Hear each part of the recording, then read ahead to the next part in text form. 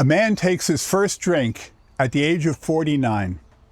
At this point, most men have been drinking probably well over 3 decades.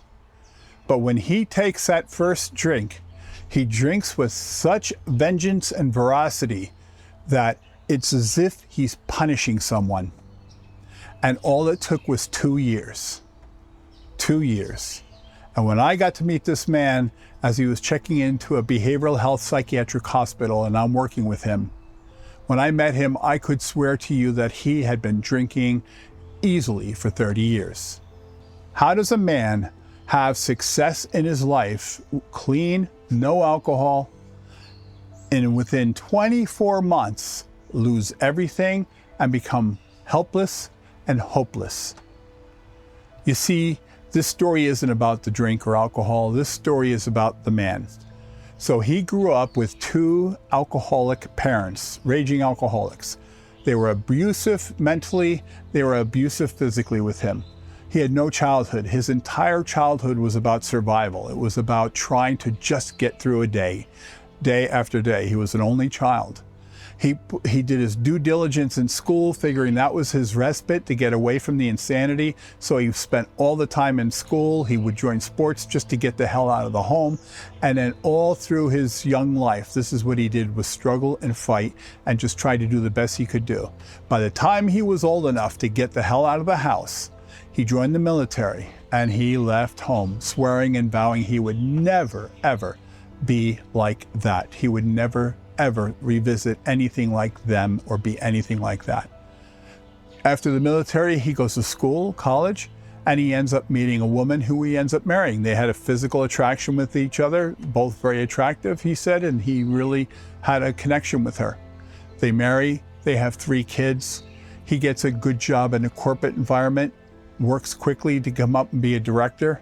As a director, he has the big house now. He's got the 2-car garage. He has 2 cars in his garage, and he has a boat. And he emphasized the boat when I first met him.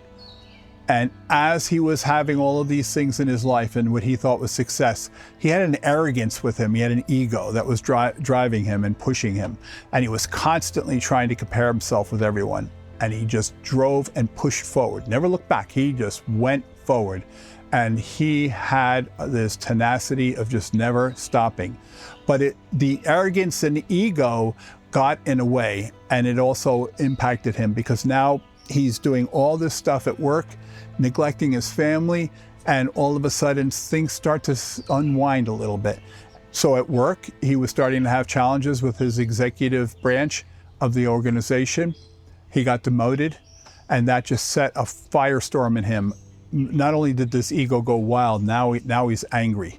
Now it's an angry and an ego-driven forward, and that is not a good place to be, and that's not a person you want to be around either. So as he was pushing forward, things really start to unravel in his life. The job was starting to realize that this guy is just something's wrong with him, and they let him go. And all that he worked for all of a sudden was at jeopardy. And here's the hard part.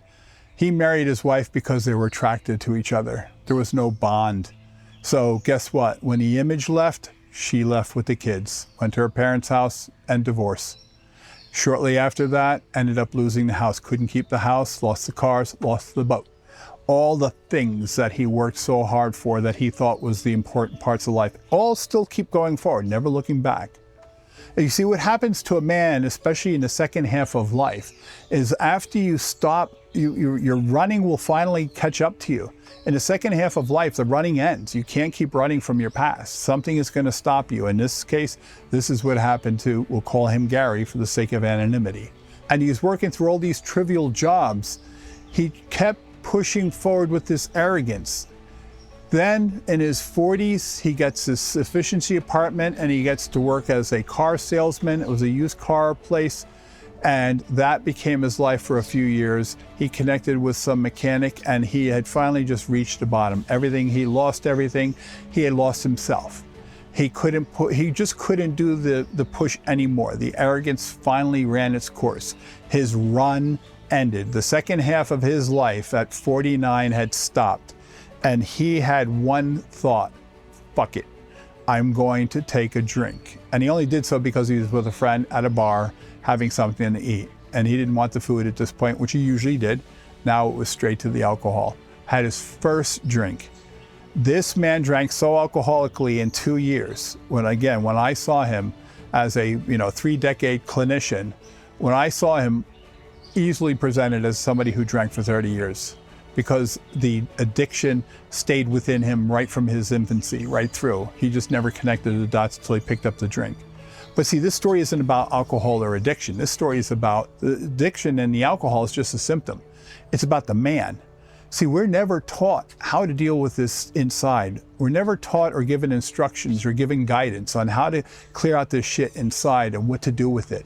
So we shove it down and we bury it, because that's the manly thing to do, right? We got to push this shit down. I got to keep moving forward. I got to do things, man. I got to move my life. I can't worry about what's inside of here. That shit. I'm going to push that down. We never learned how to do this. I know this from a firsthand experience.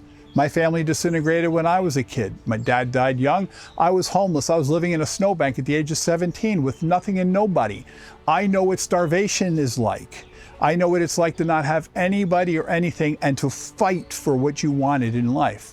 And this is the reason I'm sharing this, because I also know from that firsthand experience of pushing forward. I was a general manager by the time I was 24 years old, because I fought like a bastard. And I also had the ego with it. I had this arrogance and bravado with me, because inside I was empty. There was no self-esteem. So I had to push it all out front. It had to be the image and the show.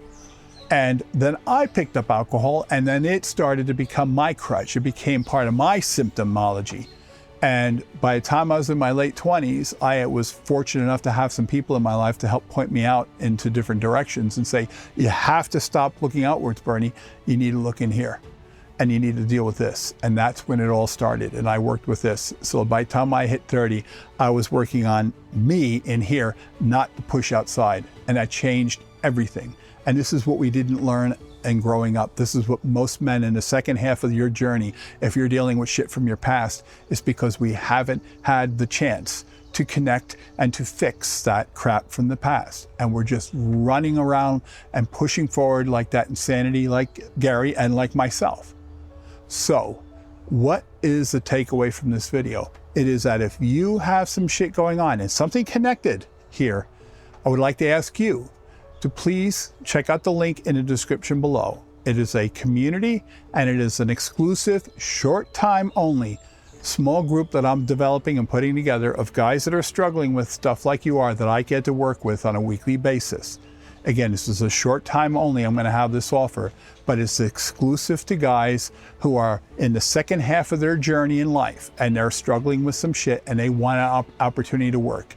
Because as we work together, because all the therapy, this isn't about diagnosis, this isn't about the therapy piece, this isn't about the alcohol or anything else or drugs, because it doesn't matter if it was alcohol. People substitute the gambling, they substitute the sex addiction, they substitute cheating, there's all types of substitutions, because the insanity is not the behavior, it's the inside that never gets connected.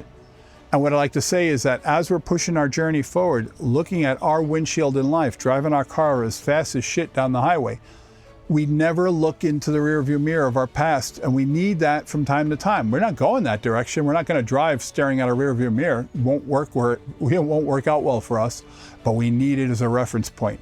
We need to look at that and say, hey, I need to check in on myself and find out what the hell's going on. And that's what I learned a long time ago, and this is what I share with others. This is how we build health and wealth with each other. And this part of what this community is called Tiger's Den. That is the name of the community. This channel, Silver Warriors Journey, specifically this access group, is just for us here in this channel. Silver Warriors Journey is for men in the second half of their journey, and they're struggling with issues, and they have some questions about things, and they need a place to connect that can be honest, sincere, real, and no judgment. Just straightforward, helping each other. Okay? That's what this is all about. So if you found any value in this, and you even a remote inkling that that could be something that could help you, please check the link below. I'd also ask that you subscribe to the channel, because I would love the opportunity to have you join me on this journey as well. Because first of all, if you made it this far, you are a silver warrior, and I am so grateful to be part of this journey with you. My name is Bernie Tiger, and for over 3 decades, I have worked with men over and over again who sat on the other side of me, who did not know what to name the shit they were dealing with. And I'm here to help you and work with you if you give me that opportunity, because I'd love to connect. Please see the link below, and I'll see you in the next video.